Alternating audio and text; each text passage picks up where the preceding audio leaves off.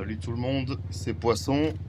Aujourd'hui on se retrouve sur une petite vidéo. Je me suis dit que ça pourrait faire plaisir à certains parce que en français j'en ai trouvé qu'une en fait qui parlait de ça. Ça va être sur le réglage des suspensions. Donc moi là ça va être pour du supercross.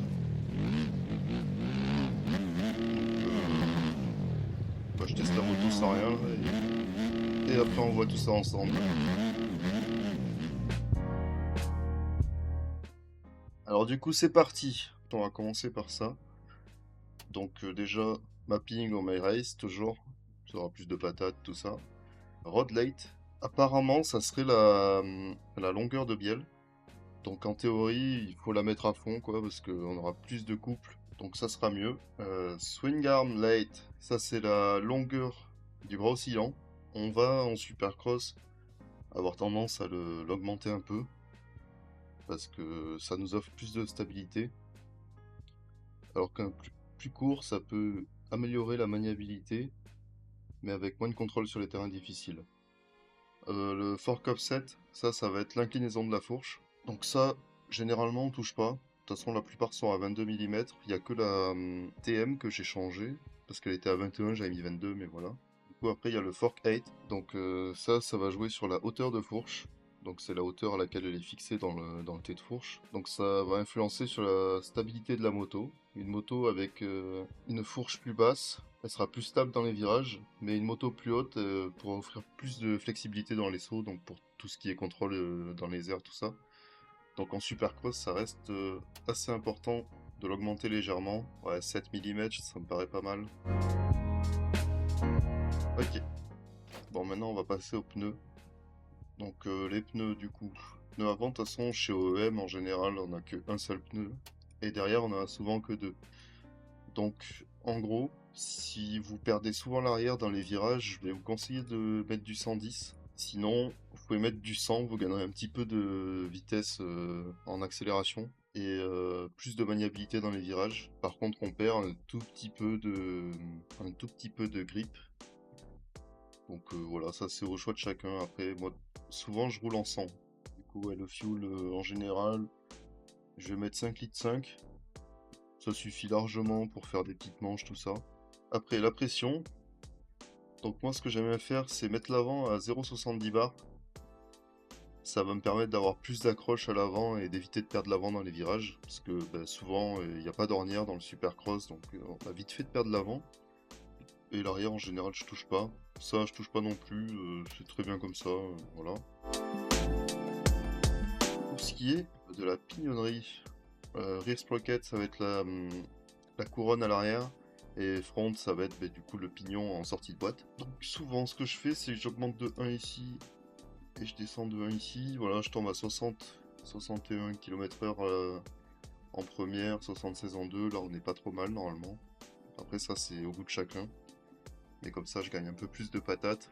Donc maintenant, on va passer au vif du sujet. Le plus compliqué.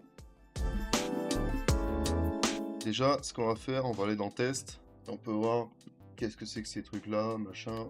Alors le sag, en gros, ça va être la hauteur de la moto par rapport à quand elle est levée. Donc nous, ce qui nous intéresse, c'est le sag à l'arrière. Pour le motocross, le SX, tout ça, en général, on cherche un sag à 42. Donc entre 40 et 42. Donc là, coup de chance, on est parfait, quoi. Et en étant sur la moto, on cherche à être vers les 95. La Kawa est pas trop mal, apparemment. Parce que le sag est déjà pas mal. Alors en gros, si jamais on a un sag, par exemple, s'il est à 50 au lieu de 40, ce qu'on va faire, c'est qu'on va augmenter le ressort. Ça va venir du coup moins affaisser la moto. Et donc là, par exemple, on passe à 36, quoi. Donc là, c'est pas ce qu'on veut. Comme on était bon là, je vais rester comme ça. Du coup, preload. Le preload, ça gère aussi le sag, mais ça vient surtout nous aider pour le race sag. Le race sag, c'est quand on est sur la moto. En supercross, on cherche à être vers le 90-95, ça dépend des gens. En motocross, on va plutôt être vers 100. Donc là, on est pas mal. Donc ça, c'est pareil. Si on veut l'augmenter, par exemple, pour arriver à 95, je vais enlever un peu de précharge. Là je vais dans test, 94, on est bien en statique. Du coup on a re-augmenté. Donc c'est là qu'on va venir un petit peu augmenter ici. Et en fait c'est un jeu de patience quoi, c'est assez compliqué, on peut jamais être parfait de toute façon, ça y a pas de secret. Bon là moi ça me va. Ouais, 91, 44, ça va, on n'est pas trop mal. Pour ce qui est de l'avant, en général j'essaie de m'aligner. Donc là j'ai 47, là je vais mettre 4,6 voire 4,5, on sait pas trop. C'est un peu au pif ça, j'avoue que je commence tout juste les réglages, donc voilà, c'est plus pour expliquer à quoi servent chaque chose. Pour ce qui est de la compression, ça vient agir sur la réaction de la suspension quand elle est compressée. Donc si on met une compression plus dure, donc qu'on enlève des clics, attention, ça faut faire gaffe, c'est contre-intuitif au début. Quand on enlève des clics, du coup, la suspension deviendra plus rigide. Donc c'est bien pour les terrains fermes, ça pourra rendre la moto moins absorbante sur les terrains plus accidentés. Donc en supercross, on peut rester assez rigide, ça va. En général, il n'y a pas trop de trous. Donc on fait un réglage un peu moyen, quoi. Et de toute façon, après ça se passe sur le terrain pour voir ce qu'on préfère. Il y a du low speed, high speed, du coup.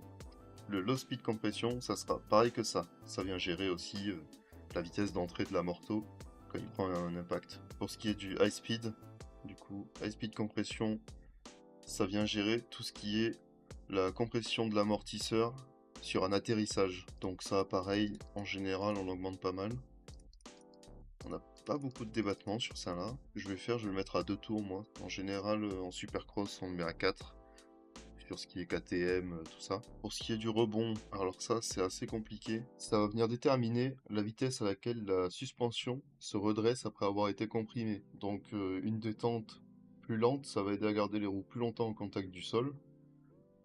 Alors qu'une détente plus rapide permet à la moto de se relever plus rapidement. Donc ça peut être utile pour les sauts rapides, donc comme en supercross, où là on va vraiment chercher à avoir une détente plus rapide. Donc pour une détente plus rapide, on doit baisser. Mais ça c'est pareil, on verra pour mieux le régler une fois sur le circuit. Parce que en fait, si jamais on a une détente qui est trop souple, quand on aura un enchaînement de petits trous, comme sur les terrains de cross souvent, surtout sur les zones de freinage, ou sur les hoops aussi, on va avoir la moto au bout du peut-être 3-4e choc, qui va commencer à mettre des coups de raquette. Et donc à ce moment-là, il faudra enlever quelques clics de rebond parce que en fait ça fait que au premier trou, la roue remonte un peu, au deuxième, elle n'a pas le temps de redescendre donc elle remonte encore un peu, et au troisième, ben, vous êtes embuté et là il n'y a plus d'amortissement et c'est pour ça que la moto se fait jeter un peu sur le côté. C'est de là que viennent les coups de raquette ou les fois où on passe à l'avant. Ce qui est du rebond de la suspension avant, il faut en garder quand même pas mal, on pourrait croire qu'il faut rester souple, mais en fait non, parce que ben, souvent sur les zones de freinage aussi, on va avoir tendance à partir à l'avant de la moto. Et c'est souvent dû au rebond. Et du coup, bah, pour ce qui est des réglages des suspensions, il faut quand même faire un truc assez homogène entre l'avant et l'arrière. Parce que par exemple, si l'avant est super mou et l'arrière super dur, bah, on va passer à l'avant tout le temps et ça va être horrible. Et inversement, quoi. Si l'arrière est super mou et l'avant super dur, bah, on va faire que des wheelings et se foutre en l'air tout le temps. Pour ce qui est du rebond, on a vu ce que c'était. Le préload, on a vu aussi. Ça, en général, sur l'avant, je touche pas non plus.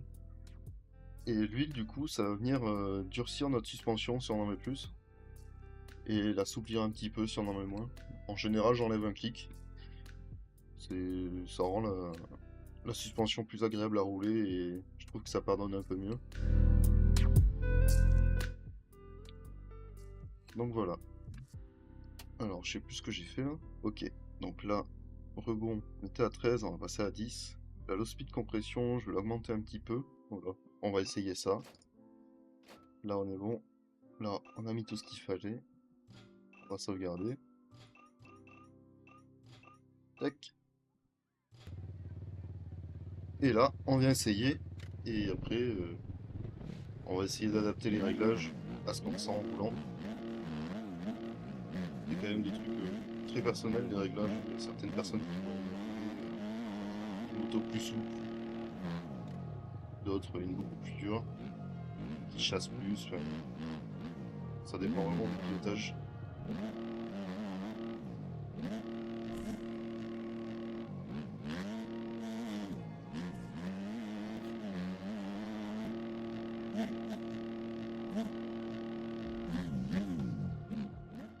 Au vu des whoops, je pense que je vais pouvoir me rajouter un petit peu de compression.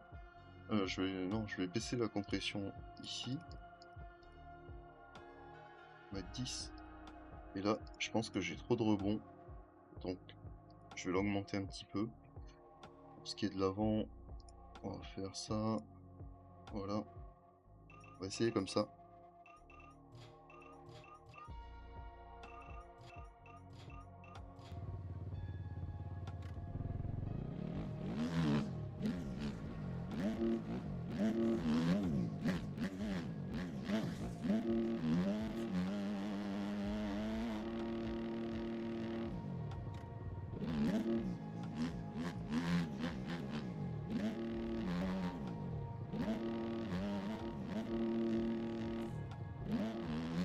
Ouais, déjà là, quand je me mets court, la moto part plus sur l'avant comme tout à l'heure. Le fait d'enlever du rebond, ça a quand même aidé. Là pareil, elle me jette plus sur le côté. Donc je pense que là, on va commencer à avoir un réglage plutôt pas mal.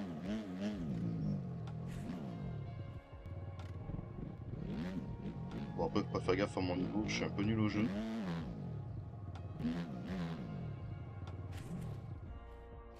Là, ce que je vais faire, c'est que je trouve la moto un peu trop nerveuse pour ce qui est des virages.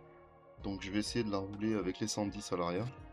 Bon, du coup, j'ai un petit peu de mal avec, avec la stabilité de la moto. Donc je vais augmenter un petit peu la longueur de bras oscillant et on va voir ce que ça dit. Et du coup, la hauteur de suspension, je vais la passer à 6.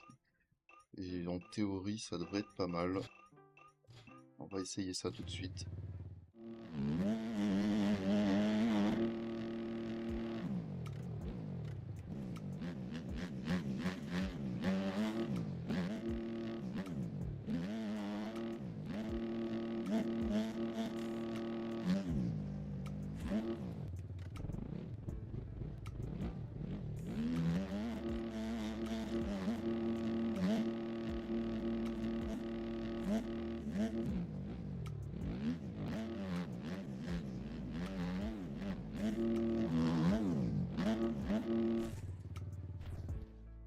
Bon, au final, j'aime pas.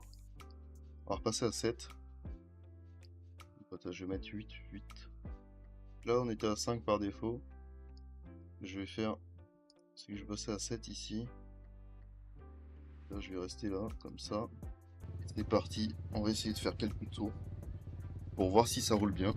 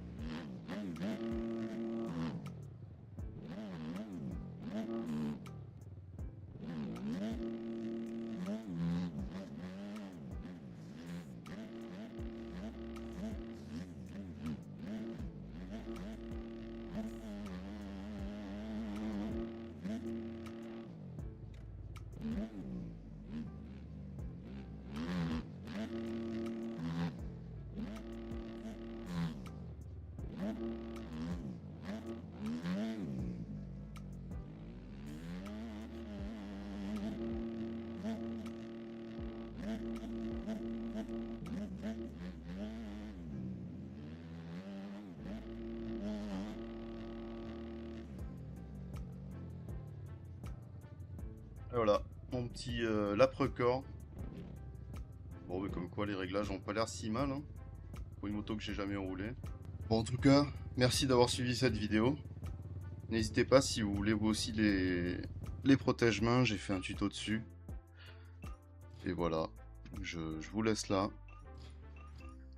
en espérant que ça vous sera utile. N'hésitez pas à me demander si vous souhaitez d'autres tutos sur le jeu, Et on se retrouve pour une prochaine. Merci à tous. Likez, abonnez-vous, laissez un commentaire. Et je vous fais des bisous et roulez à fond.